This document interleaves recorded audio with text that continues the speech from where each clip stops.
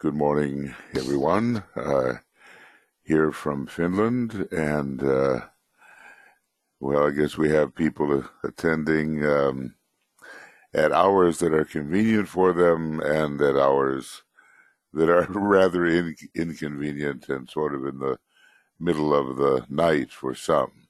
And so we appreciate the sacrifice when you have to sacrifice your rest for these things. I still remember in the old days when there were not computer contacts like this, driving in the middle of the night to go to an exact full moon meeting, and it was the kind of thing where, you really wanted to be there, but when you're in the car at 2:30 or 3 in the morning, you do feel it.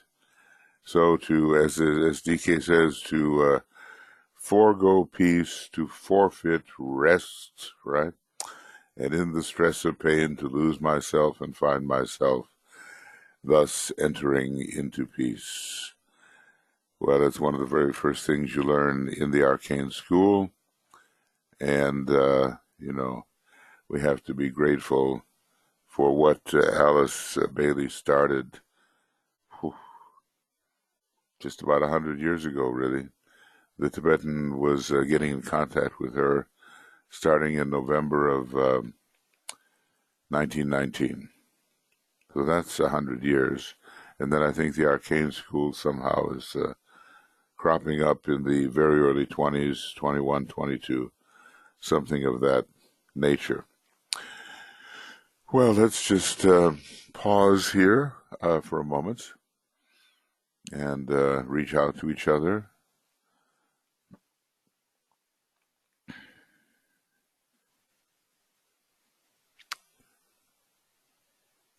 Wherever we may be, and realize that when it comes to consciousness, the normal perception of space is not going to make much difference.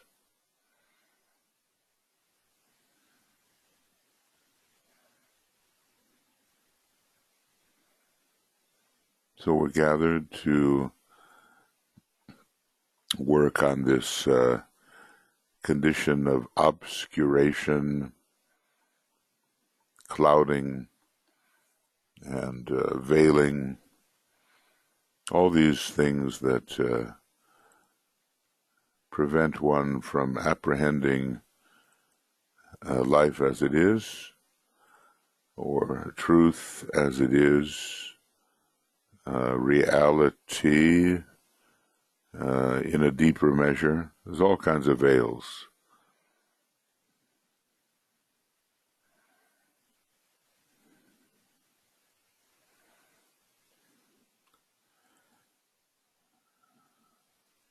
But with practice and working together and following the Tibetans'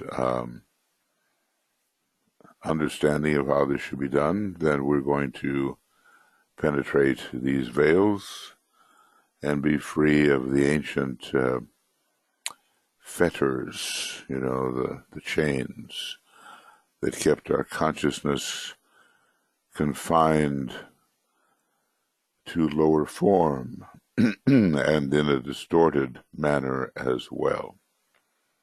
So let's, humanity has so far to go in this respect. And as is the case with the fourth ray kingdom, one tends to learn the hard way.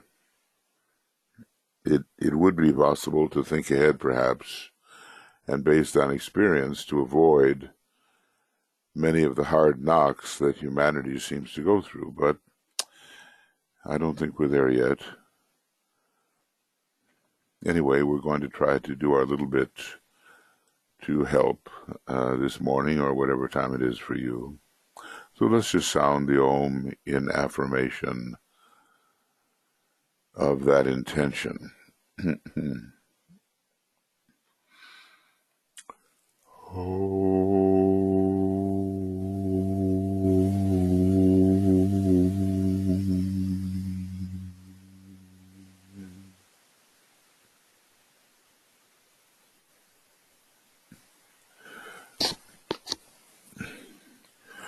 Well, I just want to, welcome you here. Also, I do that once, and Alexandra and Anna and Annette and Barbara. I'm sure that's the wee hours, Barbara, if you still live in the Eastern time zone. Catherine and Karen and Kim, Leslie, Margot, Mariana, Mariut, Martha Gallahue and Martha Mickelson, Rebecca, Risto, Stacia, Tia, Tiu, and Winnie, and Zenaide, and Veronica. And over here on the right-hand side, Joe and Tuija are here, backing us up, and I'm over there too, so, I'll just watch for your hands, and then Joe can let me know if I miss somebody when we're starting our conversation. Well, where we are right now, as I said before, I noticed that we really did only half of these glamours for Ray 2, and we stopped at half for Ray 3. So let's kind of clean that up a bit. We talked about, for Ray 2 glamours, the the glamour of the love of being loved. You sacrifice all kinds of principles when you have that kind of thing. The glamour of popularity. It prevents penetration into reality. You're quite happy with the idea that you're on everybody's tongue and everybody's happy with you and you're on top of the world, but it kind of dulls your penetration into reality. The glamour of personal wisdom, I thought it through, so it must be true. The glamour of selfish responsibility. And I think I read that. That was very interesting from Esoteric Healing. It's right around page 200. And it has to do with the fact that we're dealing here with our planetary logos with an imperfect God, where we're still, although we may be sacred internally, DK assures us that the process of becoming a sacred planet still lies ahead of us. And, you can go to these excellent, it's in Esoteric Healing pretty much, and it's right around page 300, right in there.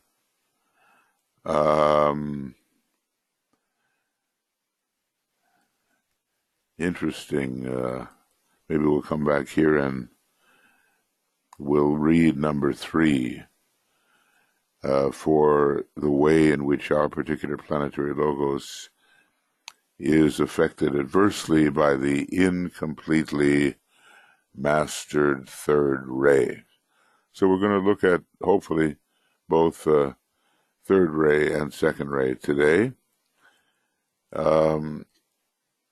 And I may have gone through this, that in Esoteric Psychology, Volume 2, the subordination of all soul powers. Let's just check something out here. Psych 2. Okay, I'm gonna subordination of all soul powers. Subordination of all soul powers. Well, let's see where that really should go. There. And hopefully we can find it. Maybe not. Anyway, it's in the early pages, around page 38 or 39 or something like that. I see what the problem is. It's the destiny of the nations. That's the problem. Okay, I'll try to be a little more accurate and fast. Yeah, it's right here on page 40. So page 40 and 41, it shows you how you go from a negative, glamorized condition into something that's much better. So you're given one of the ways out of these particular negative states.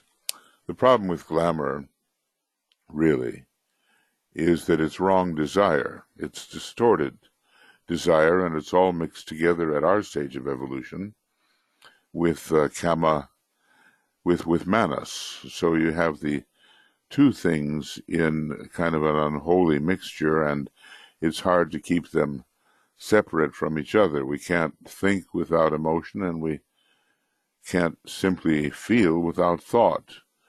And we have to overcome that kama manas, and that takes some abstraction, some strong mental focusing. I don't yet say mental polarization, because that's something that occurs in the middle point, maybe, let's say, between the second and third initiation, and not everybody is there, but they can have that mental focus, at least, if not the entire mental polarization. So there's a lot of good things that emerge for the second ray when we give up our selfish desire and our longing for the protectedness of material well-being. And it's so interesting that this type of person can sense the wholeness of things, but still remains apart, separative. And you wouldn't think that with the second ray, but there are different types of second ray approaches. So keep an outlook on that. There's the, and more, but there's the Buddha approach, the Christ approach, and the Master DK approach. Now, you have to ask yourself, on which of those three approaches do you focus yourself, and you have to have good reasons for giving your judgment on that matter. Of course, when we read Master DK, we are into his meticulous entirety and his detailed unity, and we're not into the absolutely pure love of the Christ and the pure wisdom of the Buddha.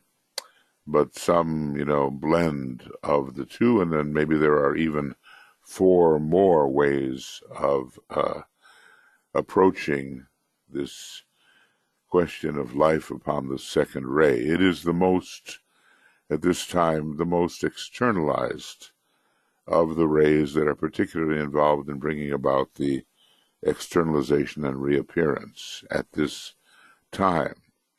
So instead of building according to desire, and most of it blind desire, you build in relation to the plan, and instead of remaining apart because you have contempt for the mental limitation of others. You wouldn't think that about the second ray, but there it is. He talks about contempt for the mental limitation of others. Instead of doing that, you have inclusiveness, and instead of material well-being, you long for wisdom and truth, and you have real sensitivity to the wholeness instead of just the things you prefer. And on the second ray, we've seen with glamour that there's some separativeness always involved.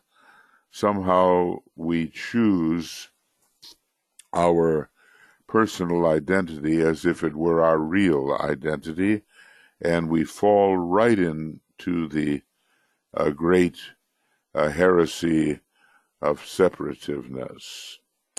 So we have to avoid that and achieve a real love and wisdom. Okay, so here's a couple more things, and maybe as a second-rate type, you have felt this, I don't know, a glamour of too complete an understanding, which negates right action, There's sometimes that joke, they're lowering you into the grave, and one more workshop, one more book, please, one more, if only I had read that, if only I had done this, So this is the search for a vast understanding, but how it should be applied, that's a question.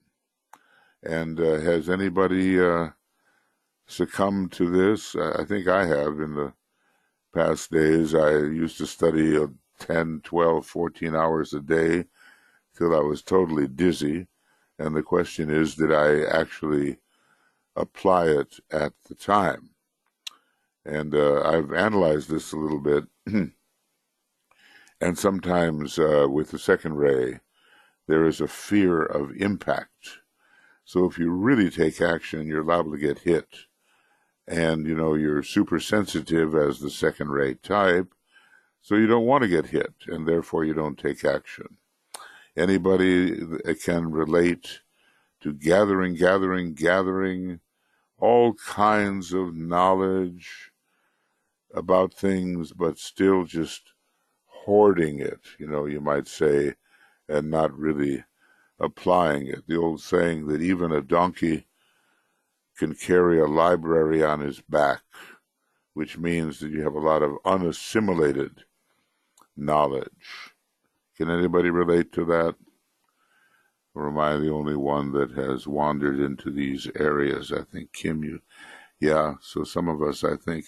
We've got a lot of second-rate types here following DK, and okay. yeah, we're, and of course then, it's so interesting, Master Moria tells you that if you really want to wake people up, compare them to some kind of animal. So he doesn't talk about first-rate types sometimes. He says, you lions, look what you've done. A messenger was on the way and you killed the messenger. You doves, second-rate type. You forced other people to feed you. You rats.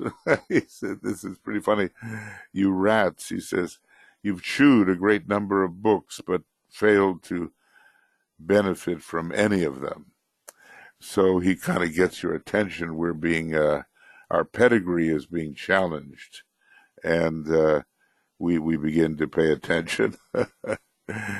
So we have to be real careful that we don't fall into the glamour of having a bunch of things we don't use, because that really sets up a karmic condition, and it may be much more difficult in the future to acquire the same until we've proved that we can use it, So anyway, this seems to be something that that people can relate to, especially on the second ray.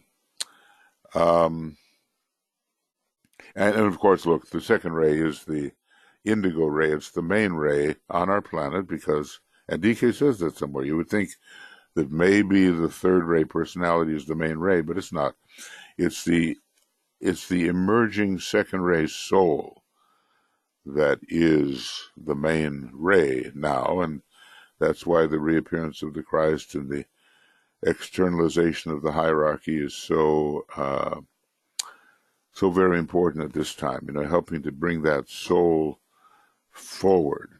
So Master Moria says, continuing his tendency of scolding the animals for doing this or that, he says, don't put the load of a camel on a donkey. Well, are we camels or donkeys? What can we carry?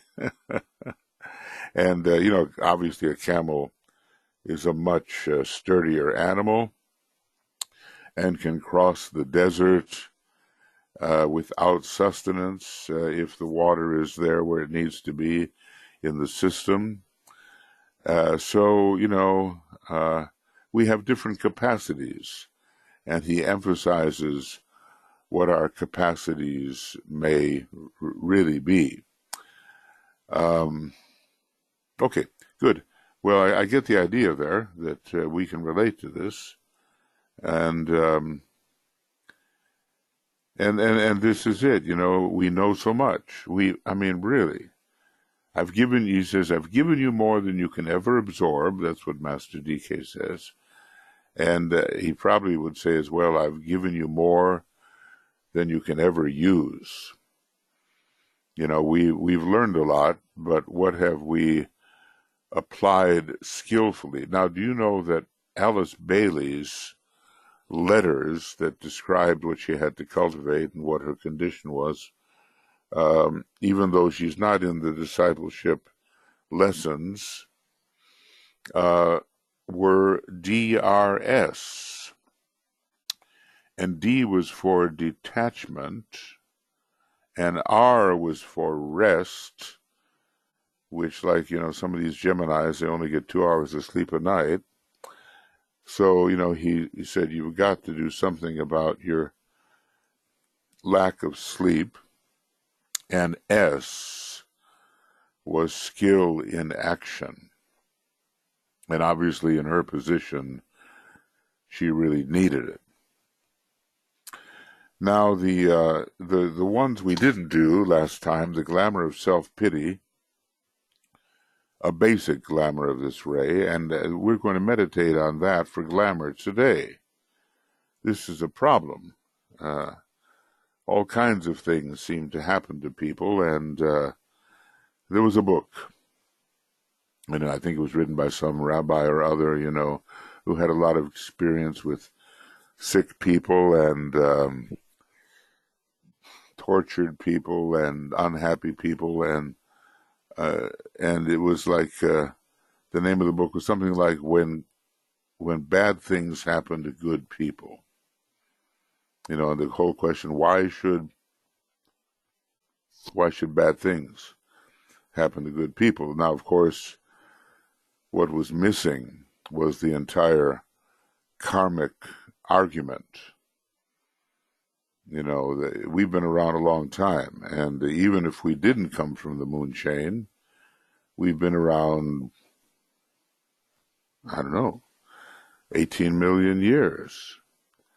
And even if we didn't come from Lemuria, which is unlikely for the student of these advanced matters, we've been around 12 million years. So that's a long time, and probably in those days, as massive beings with physical bodies that were gigantic compared to what we've got right now. That's why Madame Blavatsky, she calls us all pygmies, you know, that we are reduced in our stature because she's aware of the gigantic forms we had. And you can do a lot of dangerous things and disruptive things when you've got that kind of vehicle.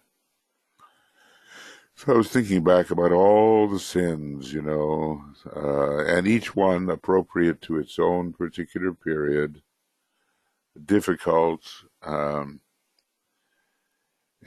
unavoidable, and probably, in a way, paid off back in those days.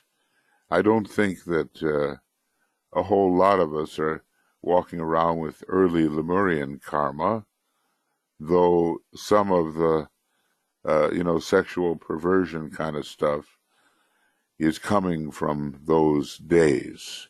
And of course, humanity doesn't want to look at that, and, but some interesting things are happening because with all this question of sexual perversion, people have thought that it is biologically based. But now they've been doing some work with the genome and all that. They can't find any biological basis for it. And basically they're beginning to understand that something else might be at work. Well, what we know in our esotericism is that the psyche produces the form.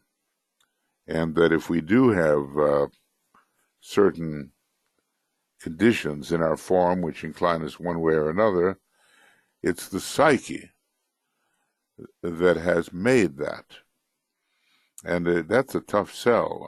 I've tried to deal with materialistic-minded people, and they just can't get it, that maybe the inner human being is the one who is responsible for creating the outer form. They see it in the reverse manner.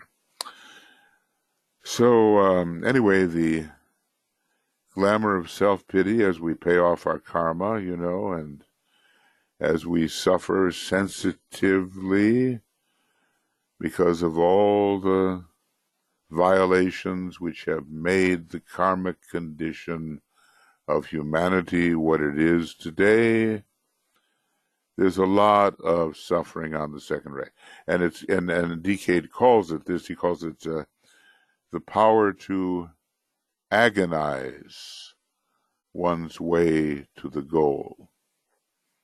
Sometimes there's mistakes in the CD-ROM, but that's a definite statement of his, that you, on the second ray, you agonize your way to the goal until you lose the ability to feel self-pity. So I suppose there are some here who have succumbed to self-pity, the basic glamour of this ray, feeling super sorry for yourself under many circumstances. I think and when you don't like the circumstances in which you are sometimes put, I'd do so much better if I was somewhere else or with someone else. We've all had that.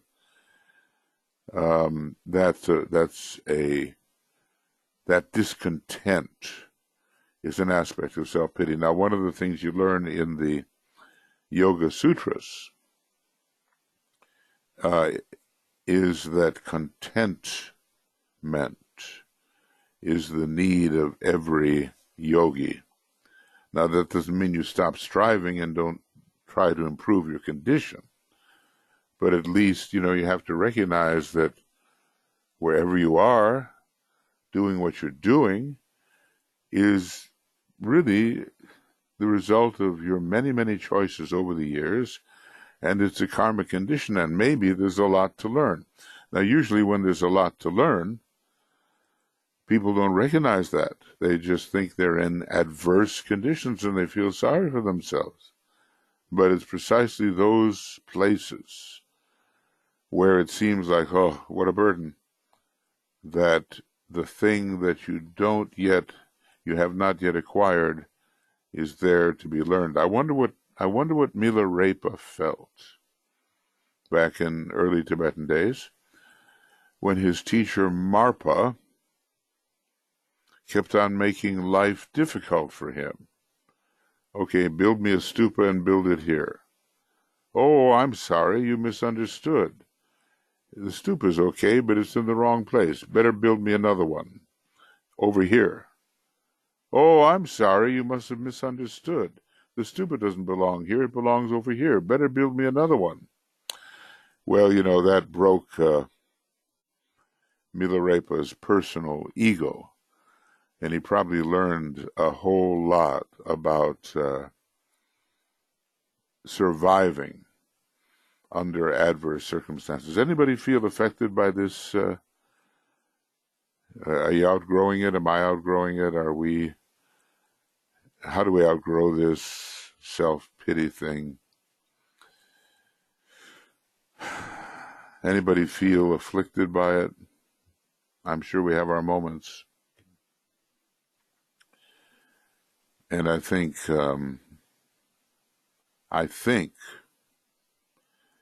you outgrow it. Oh, goodness. The thing about the second ray, it's kind of funny. He says it's subject to all the glamours, maybe to a lesser extent, but somehow it's so sensitive that it has to solve the whole problem of glamour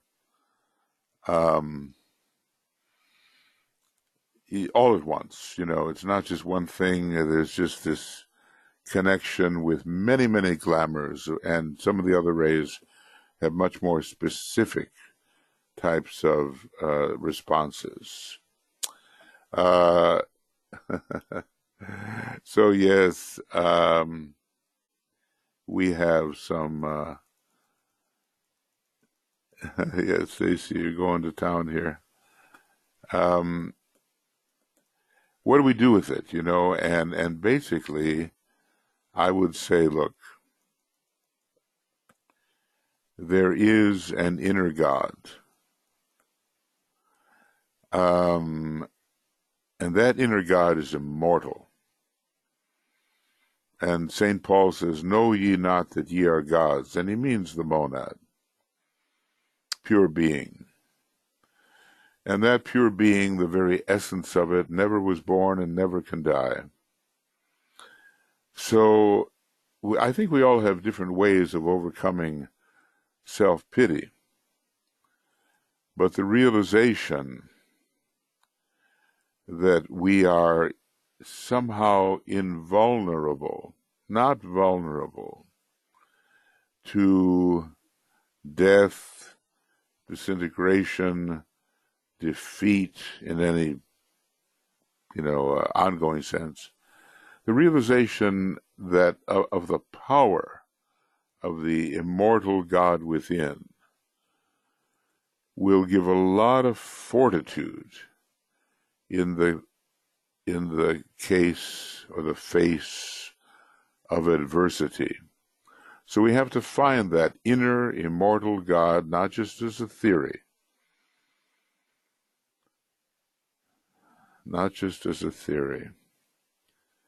but find that being that really survives everything and comes out the same as ever. Now, I pointed this out, I think, and I'll just try to go back here to esoteric discipleship in the New Age. Let's see if I can get it here without too many. And it's page 284. And after you go through all this stuff, really hard things, you've been through time and space, and you've been through a sense of unity which is destroyed, and all beneath it all is pure being. This is one of the oldest of all statements, even older than the stanzas of Dzyan, he's saying here. And it remains the seed of all philosophies, page 284, 285 in Dina 2. So being cries forth and says, and obviously if he says it's untranslatable, it really is, because he's given us some of those other words that mean nothing to us, like ukraplusty and srexplix and words like that we don't have the vowels for. Death crumbles all. Now this is the important thing. Follow it. Death crumbles all. Existence disappears. That, of course, is one of the big fears that people have. They'll be annihilated. Yet all for A remains, untouched, immutably the same. God is. So when you have that, you realize you are the inner immortal God, you are pure being, you are the ineradicable one. Your perspective changes. And when you realize you've been alive forever and will be, and the mystery of time enters there, because how is there anything that doesn't have a cause and simply exists? But that apparently is how it is with pure being. Then you tend not maybe to feel so sorry for yourself or for your apparent self, you see. So I would say that one of the ways of overcoming this problem of self-pity is to realize what you really are. See, so let's just say right here, the realization of true identity relieves one from the ordinary self-pity. But then, the work has to be done. Who are we, really? And not just theoretically, but we have to get underneath the appearance. So I think we've all had this, you know what I mean? But maybe our different ways, we have different ways out of it. Now, I've kind of shared with you my way out of this, or through it. And is there anybody else that would like to share their particular way? Let's see now. Here we have a couple of things. I just want to make sure the sense of outgrowing it, and that's good because that means there's a realization of the inner life, which is how you outgrow it.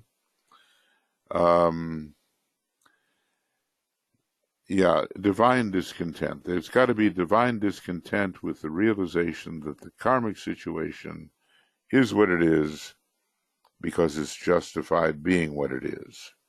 And then you continue to fulfill that divine discontent until you re-become divine as you always have been. So, we as a little being, which we are, we can become so fed up with our circumstances and just how long do I have to repeat this and things are not changing? And it's like, who was it? Was it Sisyphus was always rolling the rock up the hill, and it always, just as he was about to achieve his goal, it came rolling back on him, and they had to start again. And Tantalus was it. Every time he had this incredible thirst, and every time he bent down towards the water would recede, and he could never reach it. So there's so many discontents, but when you realize your true nature, and none of us realizes it fully yet, none of us really, then you begin to realize, well, I'm kind of responsible for how things appear in this cosmos, because who am I anyway? And then you begin to take more responsibility for what you discover in the perceptual field. And in a way, you have to realize that they are your own perceptions. Not as a human being. I'm not saying that tree out there is existing because I, as a little human being, have perceived it. But I, as a much greater being, once I'm unveiled, I have self-perceived that tree, or that thing in me that is treeness, and that's why it does exist. I am responsible, and there is a way to go through it. I like this isness business. I like that, Stacia. That's a good one. I find the word isness so very helpful when we want to know what it is we really are. Okay, then we get into a little medical stuff, but I'll Tuija will read that. Anyway, self-pity. It's usually because we really profoundly underestimate what we really are. We are so far, essentially, beyond the things that make us pity ourselves, that we will find that kind of pity laughable once we are fully established within our true nature. Okay, I'm doing the usual thing here. We're only gonna go so far. Okay, well, I just want you to have a chance to either write or speak, etc., etc. So let's see if we can avoid that glamour by realizing the immortal God. Now let's see if I can look this up just really, really quickly. Oh, golly, where can I go to do this? Maybe right here. Yeah, okay. So I'm going to say confidence in the inner God. Is that it? Something like that. Inner God, confidence. Let's see if I can find it.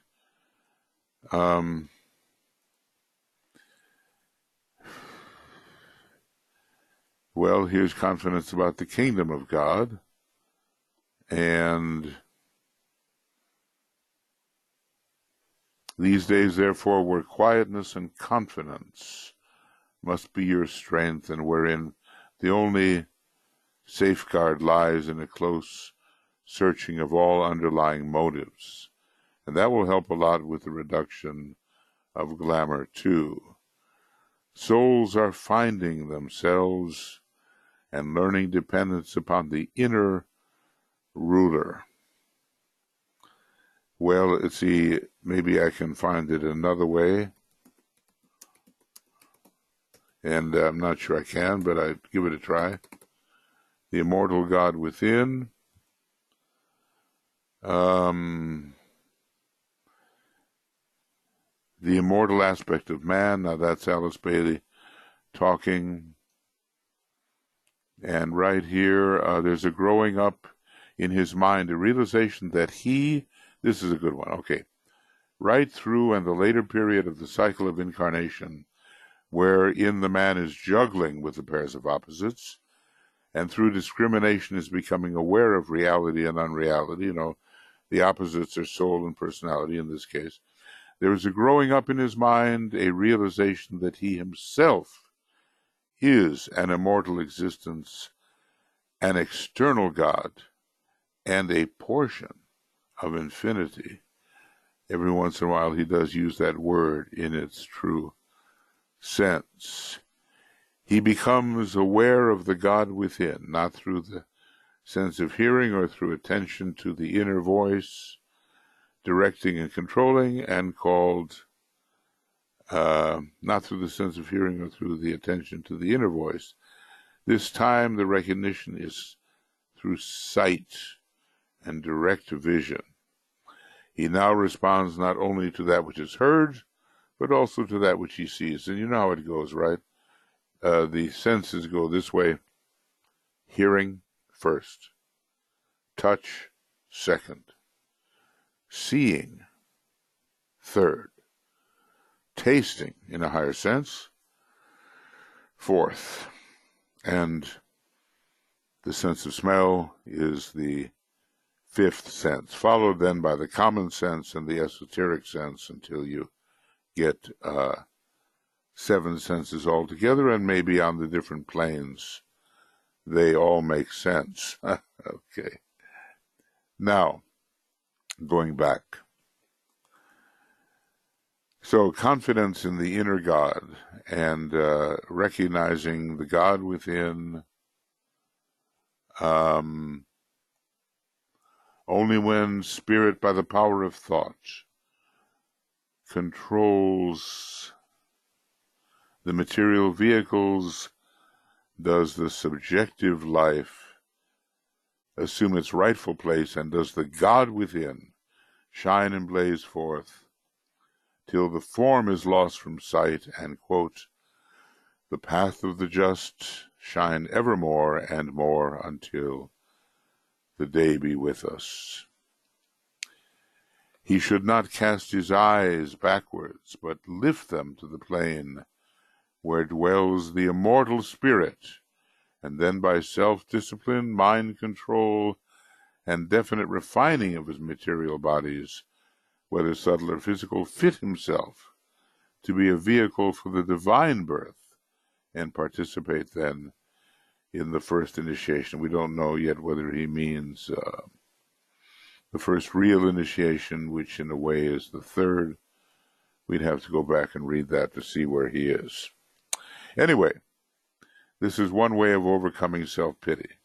Any other ways that you've discovered that help you overcome self-pity?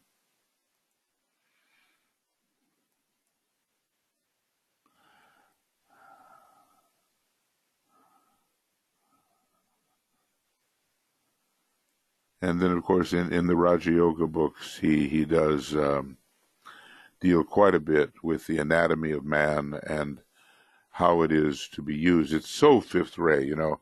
If you look at the ancient sage Patanjali, he was a master, maybe from 10,000 years ago or more. He is a combination of the second ray and the fifth ray.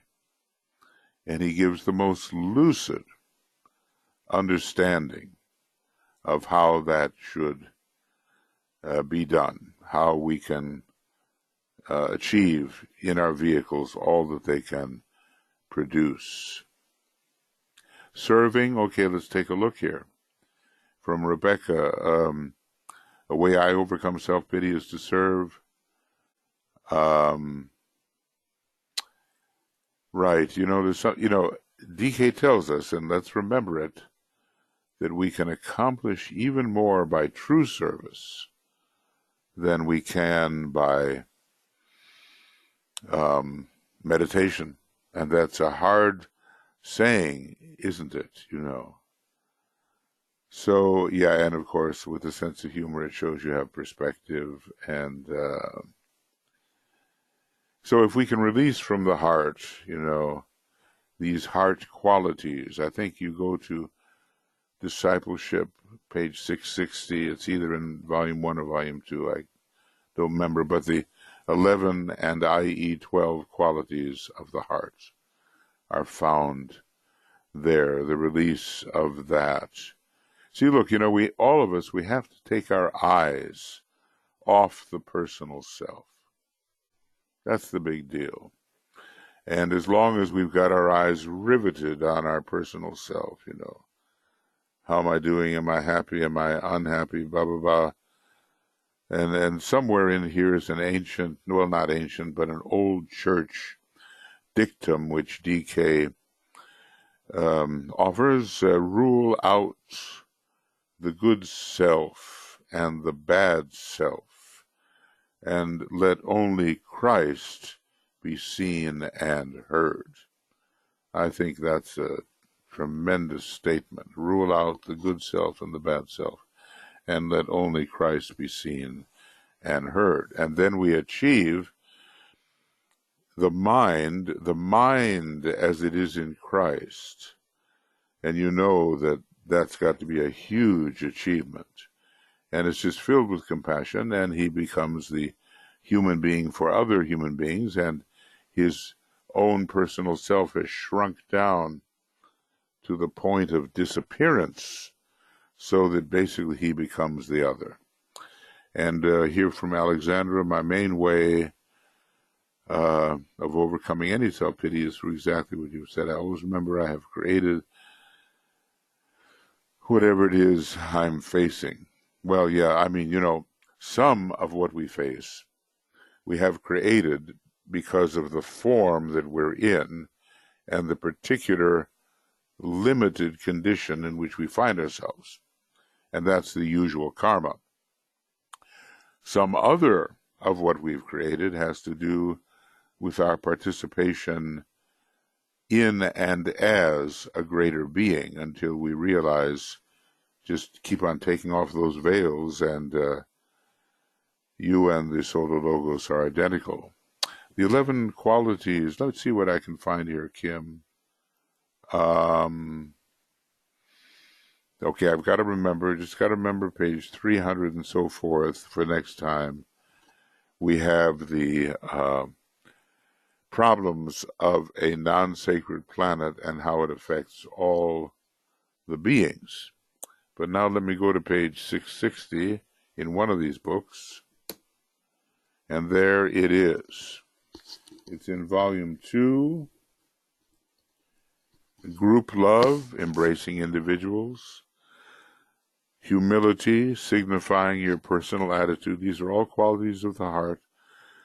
Service, indicating your soul's preoccupation. These are so powerful. Patience, signifying the embryonic immortality and persistence, which is a soul characteristic. Life, or expressed activity, which is the manifestation of love, because it is essential dualism. That's going to require a little more thought, but has to do with the pairs of opposites.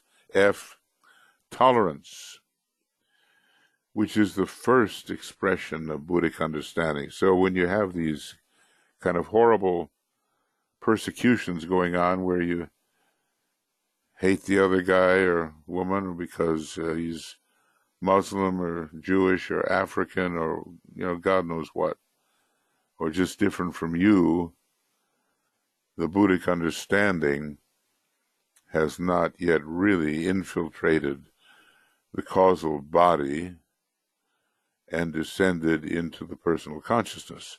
And then, of course, the last one here, identification with others, which is embryonic fusion, carried eventually to synthesis when the head center is developed. And there's only 11 here, but I think, that G was not the last one. There's only 11.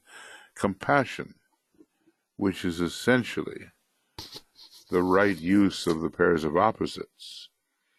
See, we don't want to say you're only a soul or only a personality. Both have to be used properly, and we understand the pain that arises when you try to do that over many, many lifetimes. And then sympathy, which is the consequence of knowledge and of the unfoldment of the knowledge petals. Interesting. You might think it was the love petals, but okay, you've been through it and you know.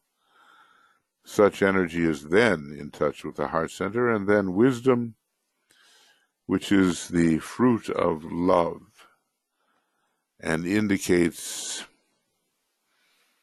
the awakening of the love petals of the egoic lotus. Interesting that love seems to come first and wisdom results. Sometimes I think it's, like a leapfrog, Love produces wisdom, produces more love, produces wisdom, and so forth.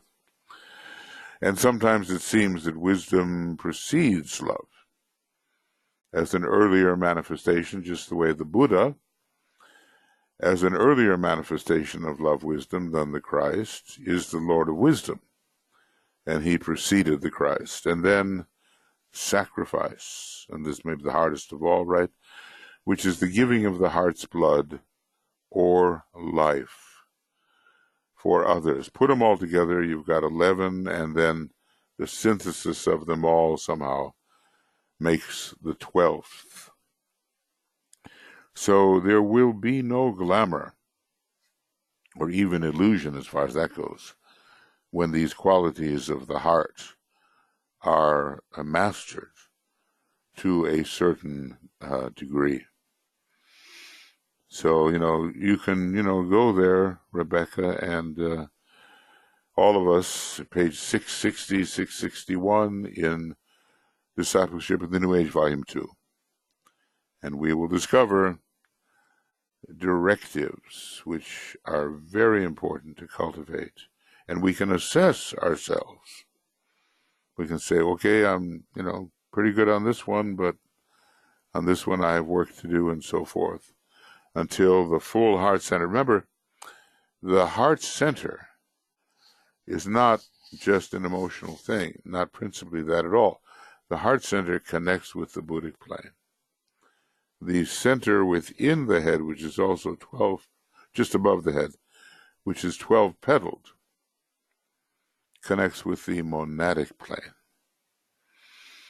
Lots of 12s up there, the 12 sign Pisces is found up in that particular center, with Virgo implied. 2 6s is a 12. So, okay, that's where your question led, to that particular page. And it's important. So let's see what else here. A little bit. I recognize in my lower self the propensity for a type of, I'll tell you, spiritual gluttony, not digesting, giving myself a bellyache, digging many shallow holes. The Dalai Lama says, dig a deep one. You're liable to get to water a lot faster instead of many shallow ones. For sweeter things turn sourest by their deeds. Lilies that fester smell far worse than we what? I've got to find it, don't I? I'm not doing too well there. Okay. But anyway, sort of, Shakespearean English, beautiful idea. And you've got to really apply and digest, otherwise the karma is very heavy. And that's the problem with, Jupiter rules excess. Jupiter is the great second-rate planet. When you're looking for people that are putting on weight, either physically or psychologically, emotionally, mentally, with a lot of unused stuff that they've accumulated, it's Jupiter. It's the second ray. So we have to be very careful about that. These initials, yes, each student was given 3 keynotes, which had meaning. And the keynotes are exactly how you find them when you start reading Dhyana 1 and Dhyana 2.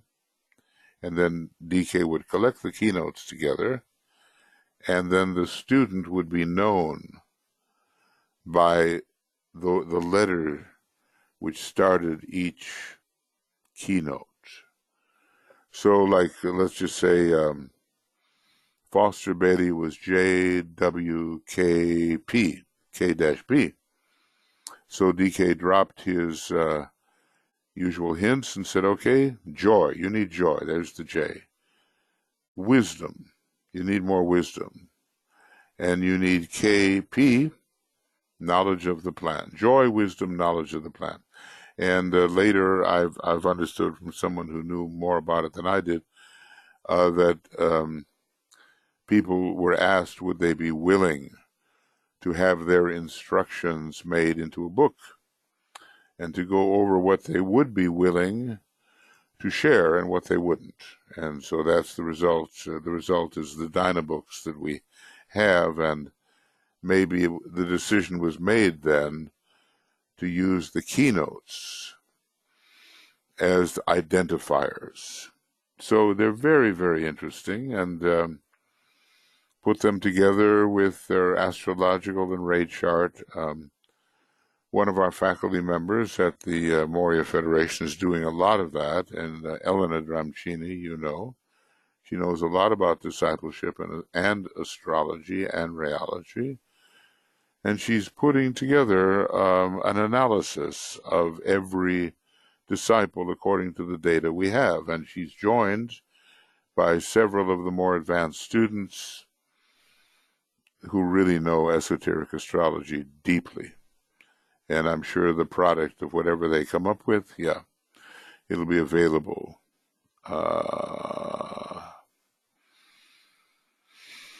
And pretty much if you go through and read the instructions to the students, you will find the keynote either hinted or buried. It's going to be there. And it really has everything to do with living the right kind of life, developing those keynotes. I think every one of them needed that, because you can't work on everything all at once. here's your causal body, and it's filled with quality which has to be expressed, and you have to add to it. Well, you can't add to everything at once. You're a limited being, and your limitations prevent filling out a causal body in one life or something. You can't do it. So you work on certain areas where you fill out your causal body. And then you check your horoscope for what are those things. And you check your ray chart. What do you have the chance to really add, you see? Well, anyway, there's a lot going on here, and people are responding, but we're running now out of time.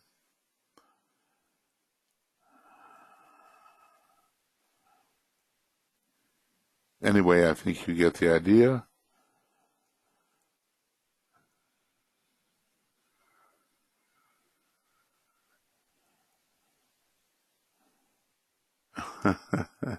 Well, we have quite a world to straighten out here.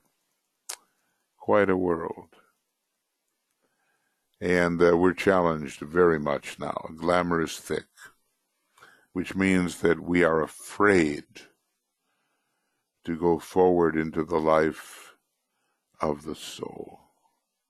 And so right on the threshold, we are the dweller on the threshold. We could go through the door into soul life, and instead we recoil back into the personality and re-emphasize it. And you see this going on in a lot of countries, Yeah. A lot of countries.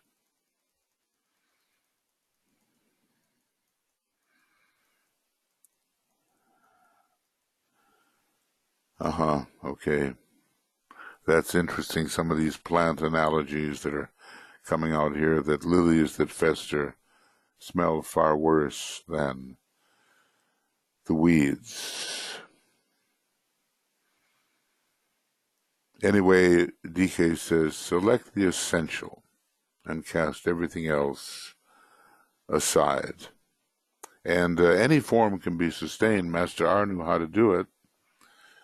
Only certain things he would eat, and he never took his meals in front of anyone else. And this was reported by a servant of his by the name of Rogers. Says, well, I haven't been with the master very long, maybe 500 years. So in the life of these people whose footsteps span the centuries, very different ways of operating are existing. Okay, friends, I think, I can't go on any more here now. And I'll just have to come back to this. You can see it, though, the Messiah complex in the field of world religion. We see all kinds of crazy people running around that way. The glamour of fear, this is a big one, based on undue sensitivity. And all this self-sacrifice, just as long as someone's looking and you get the credit, I remember seeing a very funny episode in the Seinfeld series. They all have their foibles, and here's a man who was very conscious about putting in $1 or $2 in the tip box, but nobody noticed. And that upset him. So he reached into the tip box to try to do it again, and then the owner of the store noticed and slapped his hand, The idea is you're doing the apparently unselfish thing for selfish reasons. And DK said, that's one form of service, and the person who's serving is getting a lot more out of the service than the person who is supposed to be served. They get social credit, they get notoriety, they get a good report, and other people look up to them, and so they gain a lot more by apparently serving than the person who's supposed to be served. A selfish service. And self-satisfaction, well, I've done it. It's done. I did it completely. This is the last word. I thought it all the way through. So even though the second ray is the wonderful ray of the Christ, there's a problem. And the problem is always when you keep your eyes on yourself and your motive is not clear, and you really are caring more about yourself in the midst of all that unselfish service that you're doing.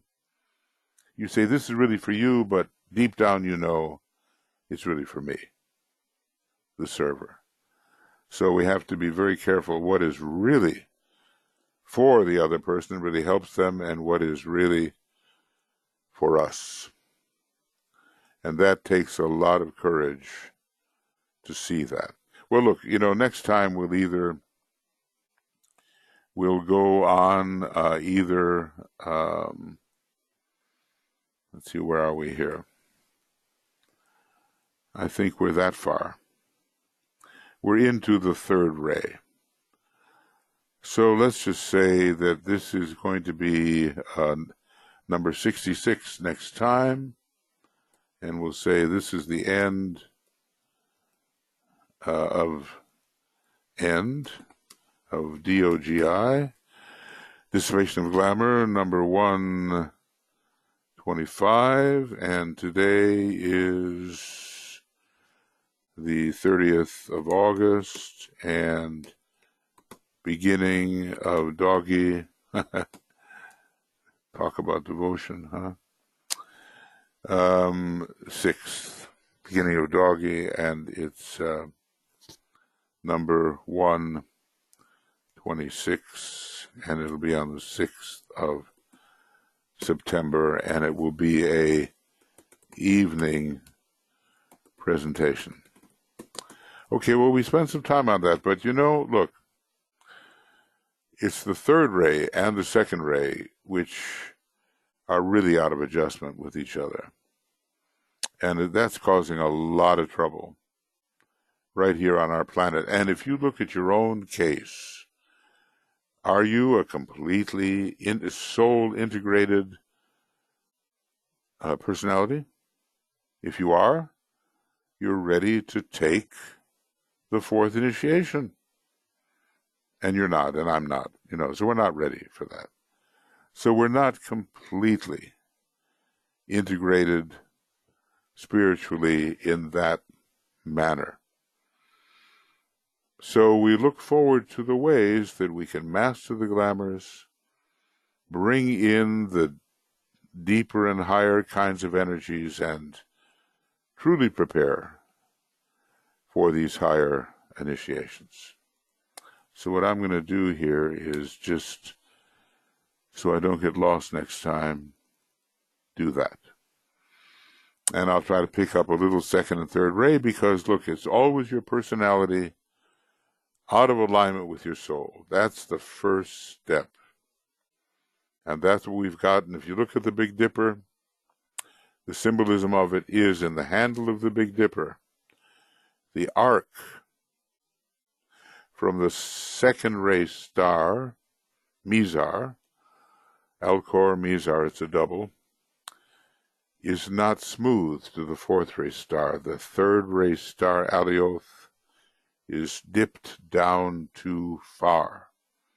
And that's a great symbol in the sky about the low use of the third ray, which will improve as we go on. Now, what I'd like to do, if I may, is ask if you have any questions or statements about these matters. And you can raise your hand if you'd like to speak out loud, or if you're on the other side, Joe or Tuija, you can just speak, because I can't see your hand. So, anything you want to say about what we've studied here of these second ray glamours, which pity, sensitivity, fear, and therefore not taking action, but learning all about the action you might take, but not taking the action that's really needed, except if you're like the Buddha or the Christ, and they've learned a few things. Okay.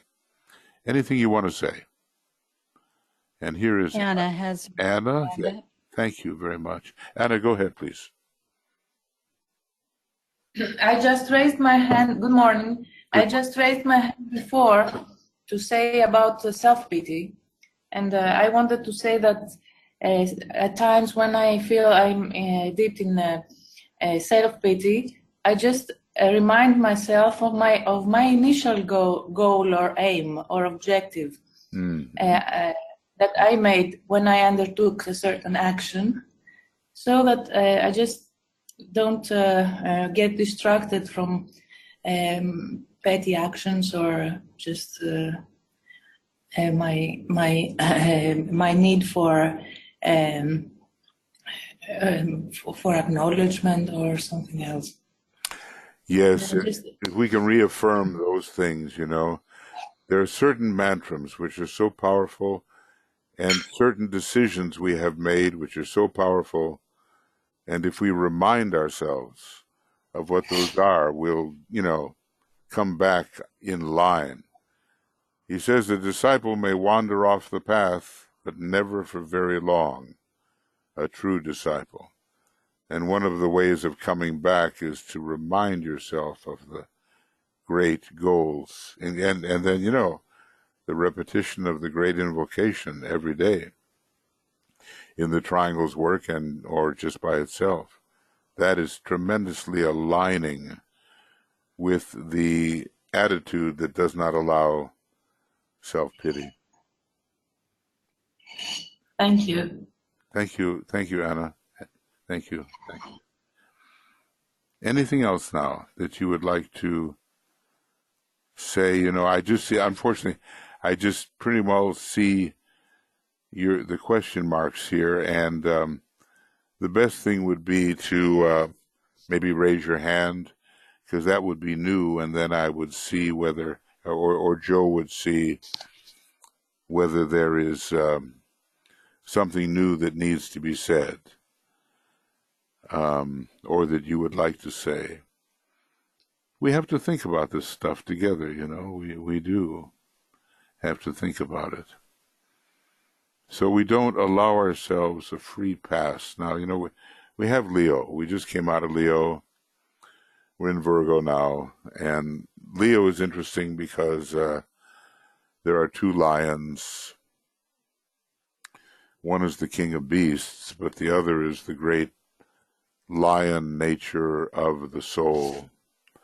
And the higher lion is meant to hunt the lower lion and overcome it.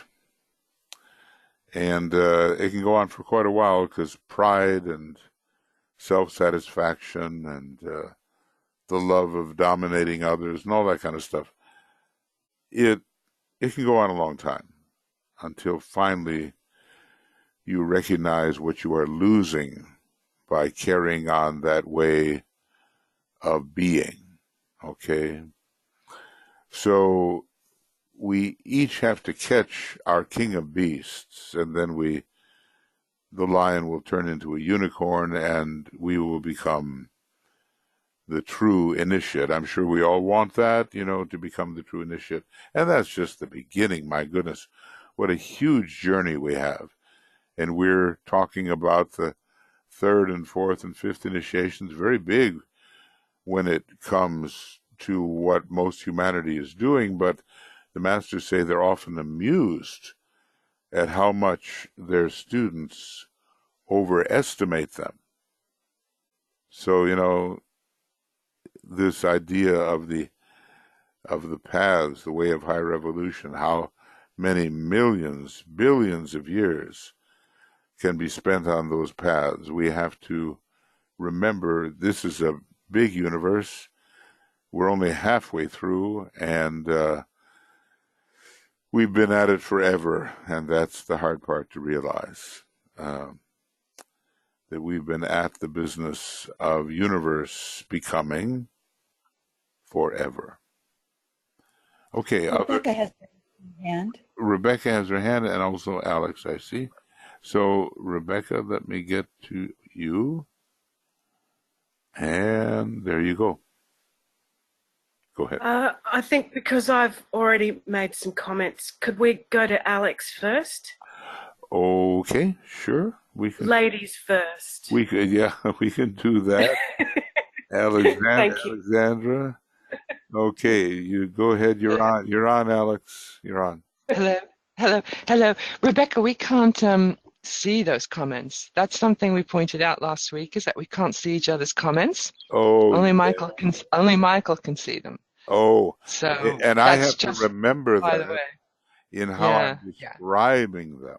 Yeah. So thank you for. But can I just, as you've got me on, I'll just ask my question, which is that in considering self-pity, I also find it very vivifying and helpful to reflect on the solar angel and the guardian angel, and I'd like you to please speak about that, the relationship between who is the guardian angel? Who is our guardian angel? Guardian angel. And what is the relationship with the solar angel? Well, he says a little bit, not that I, can understand it with great fullness, but he does say that the guardian angels come from the category of devas called white devas.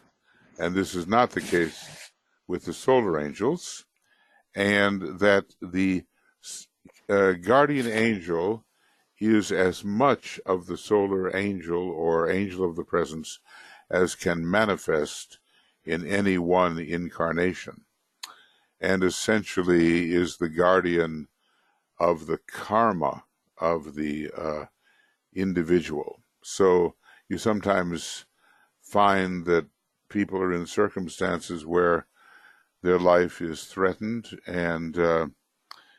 and miraculously, and they don't know how, they seem to escape, and it just wasn't their time. They were guarded by that aspect of the angel of the presence, which we call the guardian angel. But they're of a different class of devas, because, mostly the solar angels have that solar basic orange, yellow, golden color, and these are the white devas.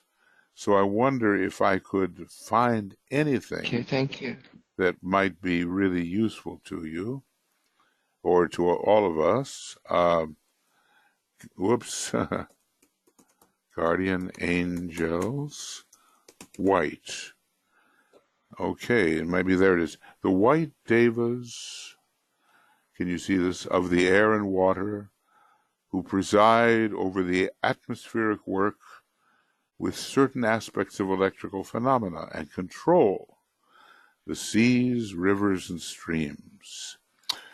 From among them, at a certain stage in their evolution, notice that they're evolving too, are gathered the guardian angels of the race, when in physical plane incarnation, each unit of the human family has his guardian deva. So page 913 of a treatise on cosmic fire is that very interesting idea of the category from which these white devas, or the category they present, and how they are related to the guardian angel or deva. Thank you. You bet. I mean, I think we can all, I think later we will see that we have been saved from a lot of scrapes and maybe introduced to others that we didn't think we deserved. But at least, there's a certain structure of what is meant to be accomplished in a particular life. And the angel of the presence has that structure in mind. And it's almost like the active wing or the active instrument of that angel of the presence, the guardian angel, to make sure that the life of the human being does not stray too far from what that structure is meant to materialize and express. It's interesting, I think, and we'll learn a lot more about it. Yeah, Tuija, was that you? Are you there? Oh my God! There Yes. you are. We see your glasses. Hi, Tuija. Hi. Hello. About this guardianship, I think one thing about that when you study that is that these angels are on the way up on the evolution, and when we think about the solar angels, they are like coming down. They have gone through already the evolution. And these guardian angels are also angels who are guarding the groups and the nations. So it comes like in that type of work when everything has to be directed. And of course, they are in very close relationship with the solar angels, but there is a little bit difference in their purpose when we study what they are doing. Yes. Thank you so much. Thank you. Because when you realize how often you've been saved, then you don't feel any self-pity. Yeah.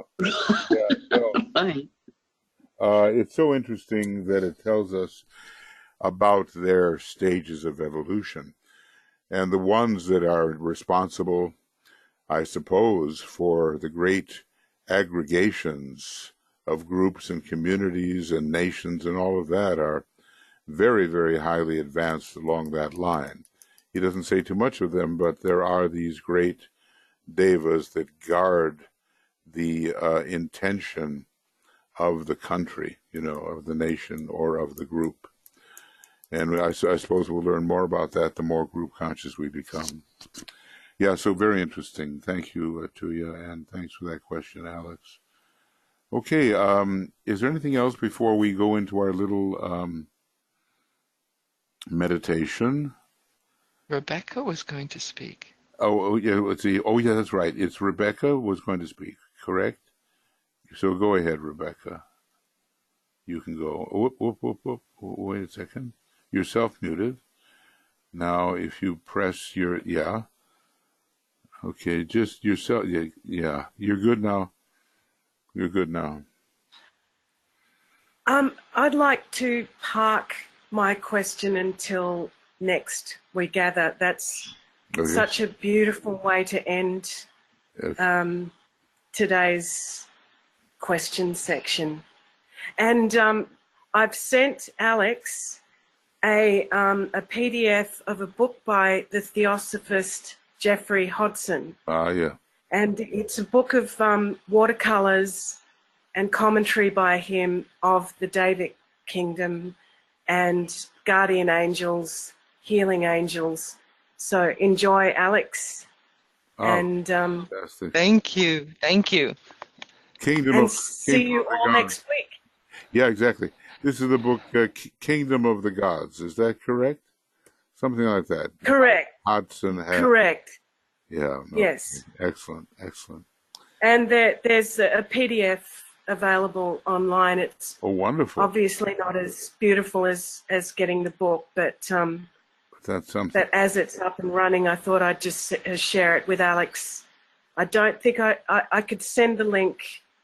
No, I don't think it'll work in here. But Alex has got it now anyway. Terrific. Well, let's see. I don't know. Maybe Joe knows whether it could be included. Joe, do you know, could it be included in the handouts? That particular...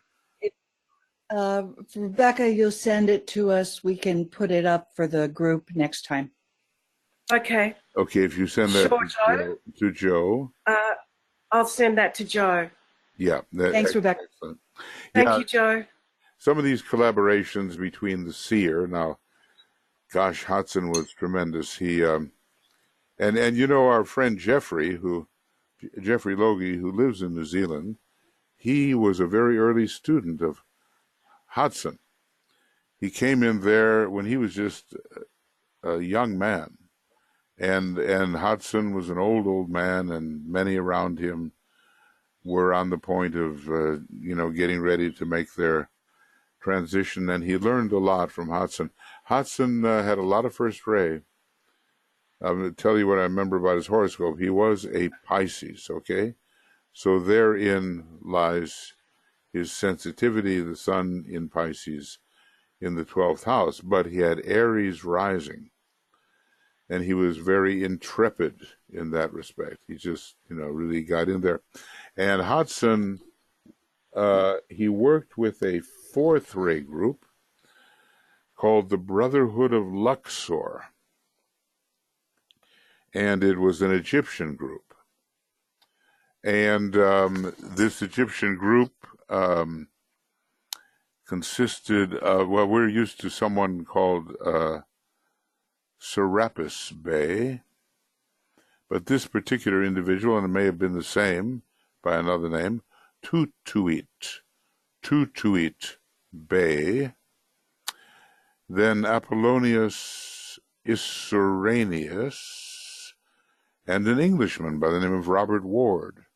And these were the three kinds of masters or Johans with whom Hansen was working. And when he was working with these, he wrote something in several volumes called The Hidden Wisdom of the Holy Bible. And basically he's busy giving the esoteric interpretation of so much that we know in a more familiar, non-esoteric way about the Bible. So, Hansen, I think, lived a very useful life. I think when Tuija and I were down there at one point, we were taken to the Theosophical Society in Auckland, maybe it was, I think. And we were, kind of shown where a lot of this was taking place in earlier days. But his work has spread all over. He did some work on the 7 rays too. I mean, nowhere near as profound as Master DK, but still very good. And I'm going to say something a little bit controversial now. In the early days, Alice Bailey was roundly rejected by the early Theosophists. And I think maybe Hansen, Leadbeater, and all those, they were among the rejectors, or at least externally. But, that song, At Night I'm a Junk Food Junkie, apparently they were readers by night of the Alice Bailey work. And a lot of their guidance came because they couldn't quite face up to the fact of admitting they were reading Alice Bailey in front of everybody, but they did in secret. And Jeff was telling me that he felt that Hansen was one of those people that was really gaining a lot from that type of reading. So, it takes a certain amount of courage, and I just hope that when we get into the transition into the third installment of the teaching, that we don't have all that nonsense, that we have discernment, real understanding of the continuity between the Bailey phase and whatever the next phase is. And we're not sure exactly what kind of amanuensis will be there around the year 2025, but maybe since there's going to be a lot of astrological work, there'll be a coloring by the third ray, as Alice Bailey was colored by the second and Blavatsky by the first.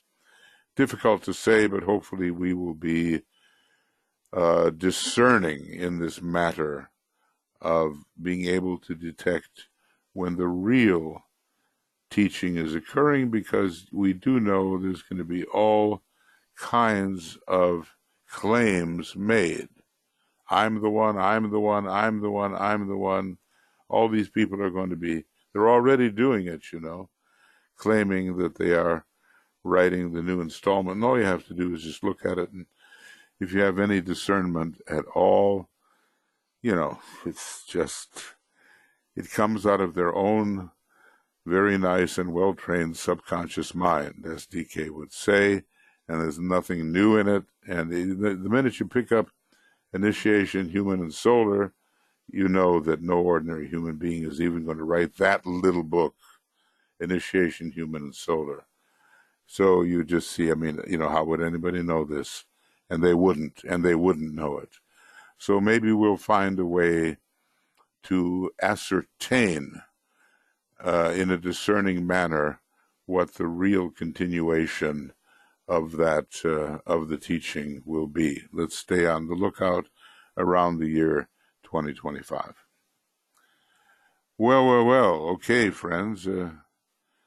We've added and subtracted, and you've been here, and I'm grateful for your participation. Now let's meditate on self-pity. I think it's kind of interesting, but many of the dictators in life, the people who essentially want to tell you what to do, are afflicted by self-pity. And the bossing other people around is their compensation for the insecurity that they feel. Now, you know what DK basically said. Ray 1 types need Ray 2 virtues, and Ray 2 types need Ray 1 virtues.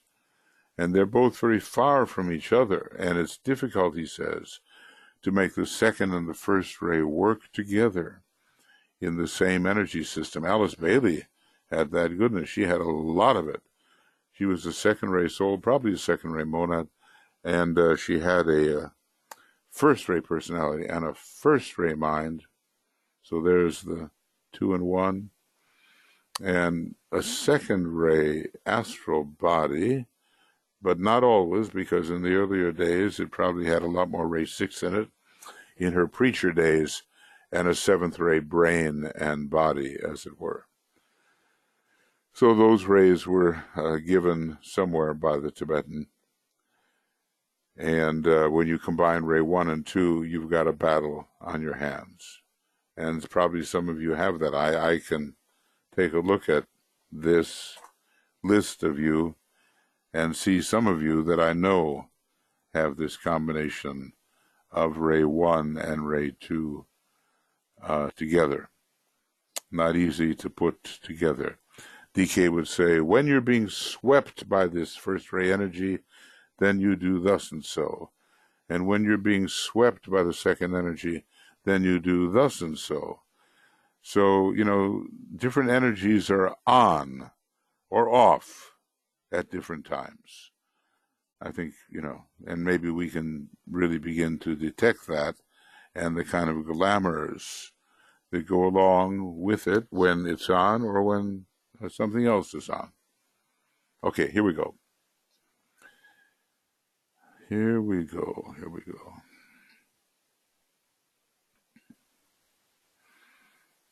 So we're meditating now on a second ray glamour, but even among first ray people, there's often this big love of being loved, love of being popular and all that. So it's closer to self-pity than we may think when a person doesn't get the appreciation they think they deserve.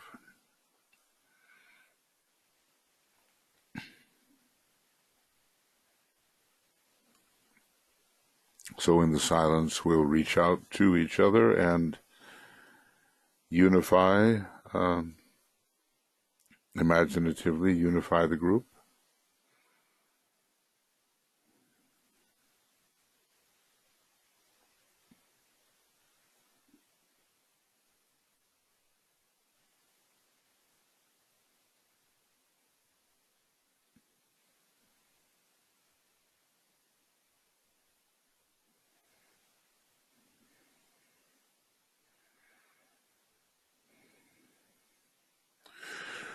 And so we come together. But we know, or at least we take DK's word for it, there was probably more trouble in the glamour group than any other group,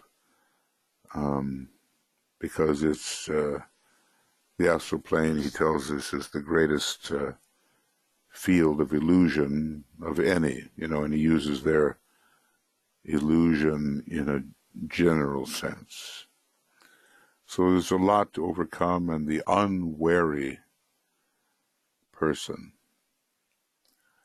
can wander in and really get in trouble.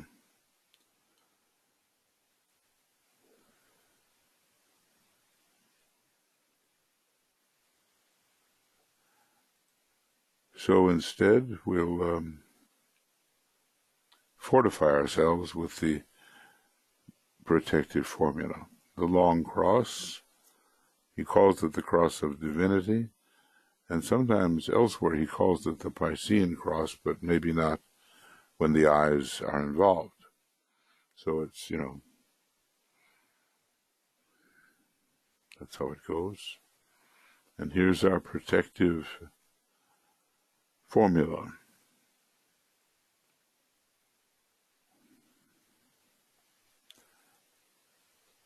As a soul, I work in light, and darkness cannot touch me. I take my stand within the light. I work, and from that point, I never move. Now think deeply, what does it mean? As a soul, I work in light, and darkness cannot touch me. I take my stand within the light. I work, and from that point, I never move.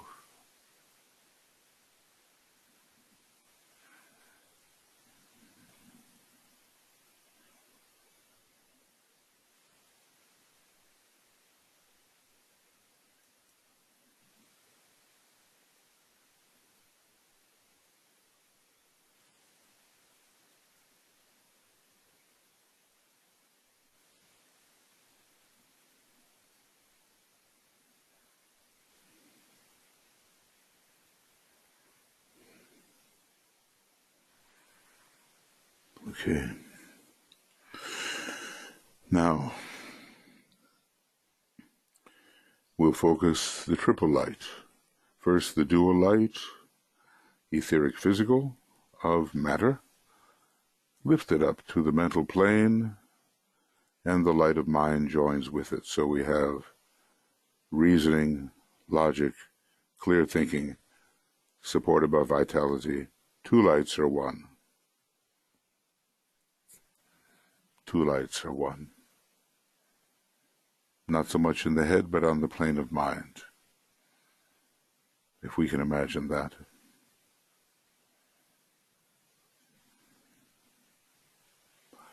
And then the light of the soul, which we try to imagine and touch. Above the head, let us say,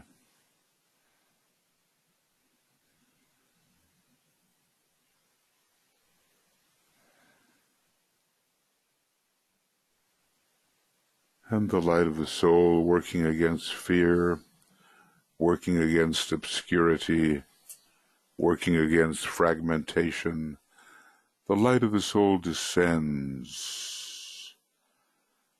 we imagine it, onto the mental plane. And three lights are blending and merging. Three lights are one. The light of matter, the light of mind, and the light of the soul,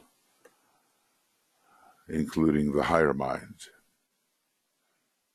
And the three are one.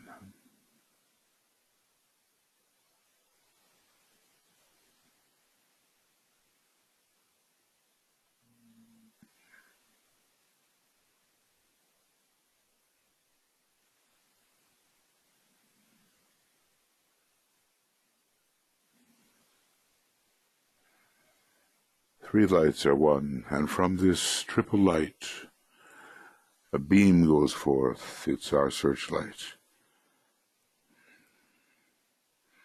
And we say together, The light is one, and in that light shall we see light. This is the light that turns the darkness into day.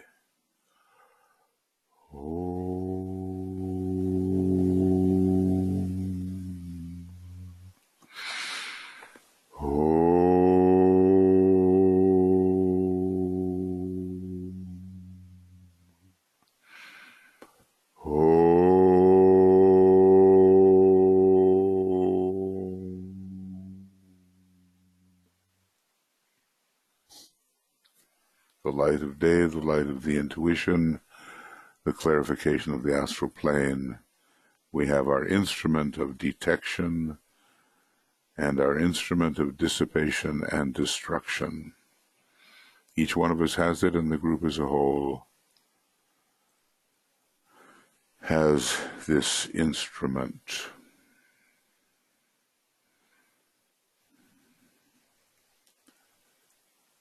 Then visualizing, we're going to use a formula which we will enunciate together.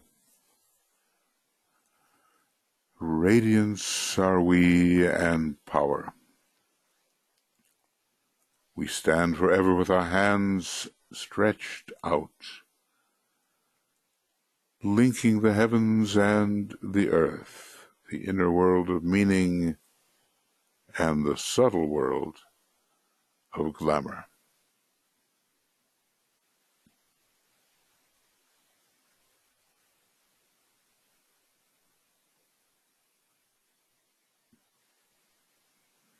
We reach into the light and bring it down to meet the need.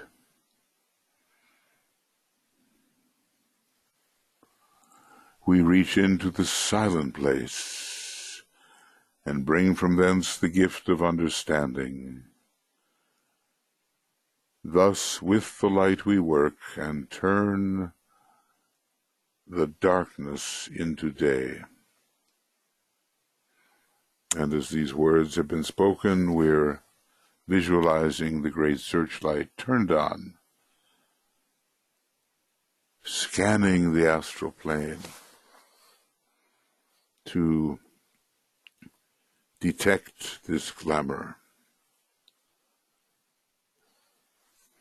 Not too hard to find, really.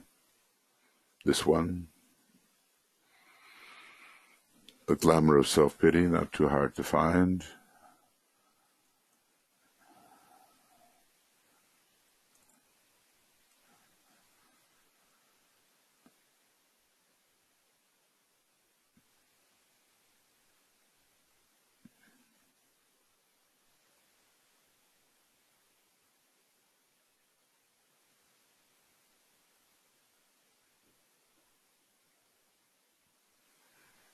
Okay. So there's our instrument detecting so much of the human misery and complaint and lack of joy. You know, joy is a special wisdom, says Master M. Joy is of the soul, says Master DK. But there's complaint and rebellion, just like our planetary logos rebelled long ago, and we, the extensions of that logos, well, we have the same bad habits.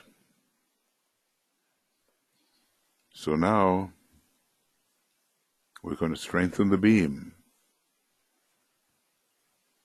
so we can really get something done with it, finding and dissipating this self-pity till the sun of joy shines.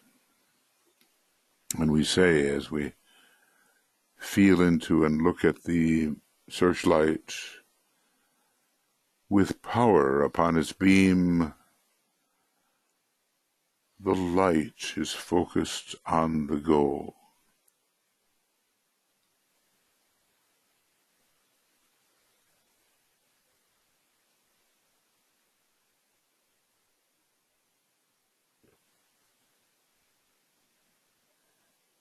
Okay.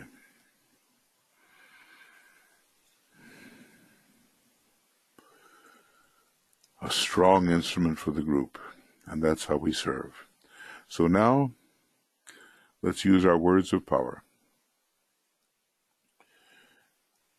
Think clearly as you do this, and as DK says, visualize the light penetrating into the glamour which you have found and producing its weakening and its dissipation. The power. Well, first, let's do this. What has self-pity done? Think of self-pity as it is rampant in the world. How has it conditioned humanity or made human life less than otherwise it could be? Just pause for a moment and reflect.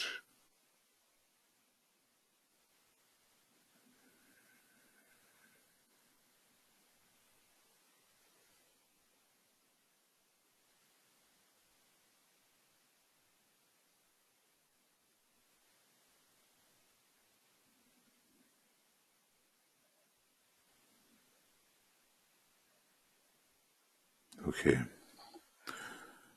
The power of our united light prevents the appearance of the glamour of self-pity.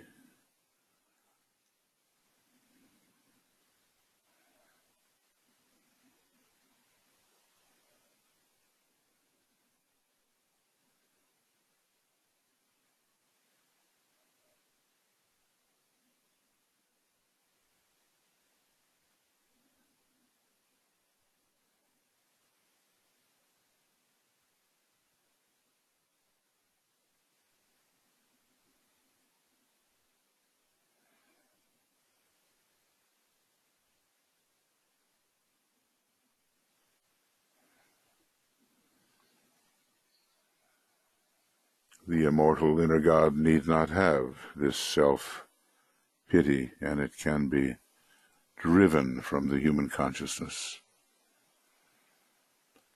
The power of our united light negates the quality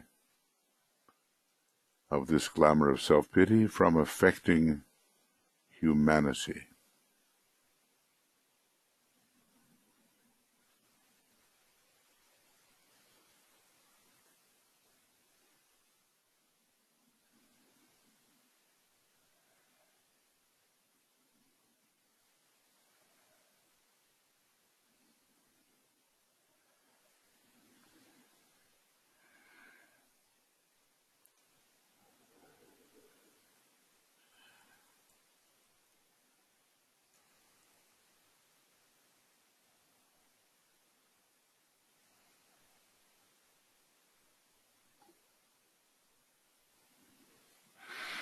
DK told us that humanity has the ancient habit of misery. And in the Aquarian age, that has to be dropped for joy. And finally, the power of our united light destroys the life behind this glamour of self-pity.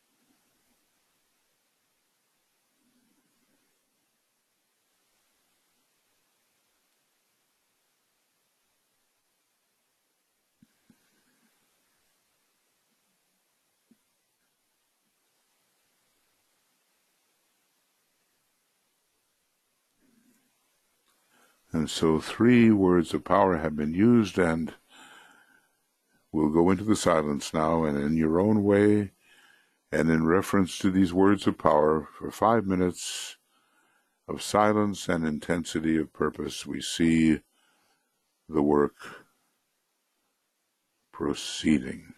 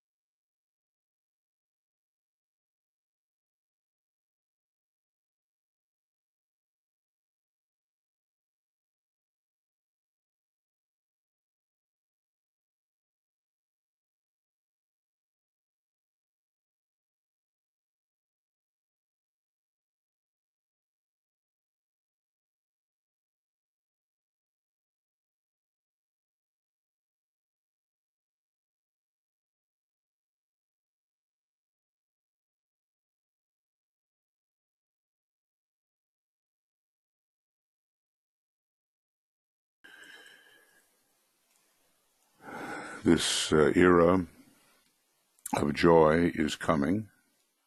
It's based on many things, and the initial part is soul consciousness and the discovery of the inner immortal being. And so many of these reasons for self-commiseration will be banished, and a new and happier humanity will be with us. So let us see if we can reflect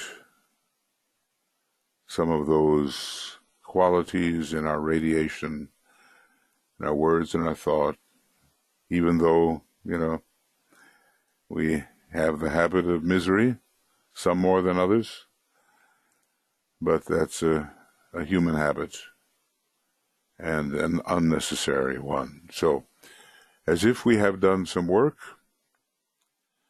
in the three fields, but especially the field of the astral plane, and in the Kamamanas, we will sound the Om, descending from mind to physicality.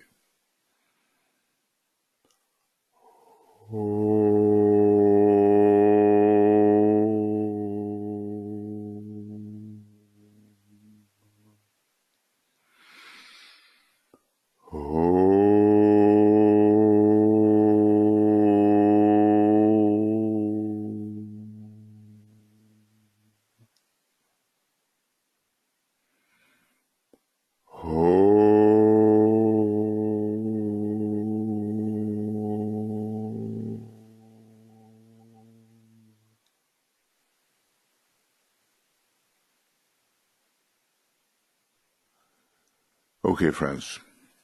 Good. Thank you.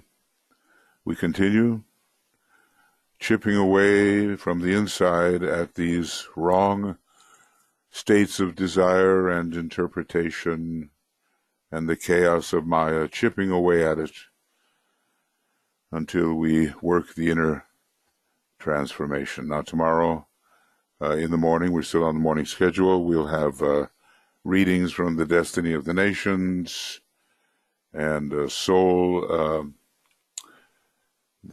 Nations discussion, or at least presentation, and then on Sunday, the attracting of financial resources for hierarchical purposes. So Tuija and I, we want to thank you for being with us and for your thoughts and suggestions, and let us continue to be a reliable unit in the Master's work, among many others, so that he can, the Master can trust that the work that he has proposed will be done. Okay, we'll get this converted for you, and either BL or Joe or someone there in the U.S. will put this up on the Makara website, and please recommend it to your friends if they would like to get into this work of seeing more reality, observing reality, and getting rid of the obstacles to that vision of reality. So lots of love, many blessings, and we will be with you again tomorrow. And just to try to remember also, Francis Donald's webinar is coming up on the Manly Hall book, the big book, Masonic Rosicrucian Kabbalistic Symbolic Philosophy, big name. And the many wisdom traditions, he'll be working on that, I'm sure, for some years. So I don't know what day that is. It's a Saturday night or Sunday night, but it's one of these nights here. Yeah, it looks like it's 7 p.m. GMT on Sunday, September the 1st. Okay, so do try to attend that, because I'm sure it's very interesting. And, Francis, he is an artist, and he always has really good visuals, which I never do, but Tuija does, So anyway, I think you'll get a lot out of it. And if you're working with the Moria Federation, this will supplement your studies, okay? Make these things really come alive for you. So thank you, and we'll be in touch, before long. Bye-bye.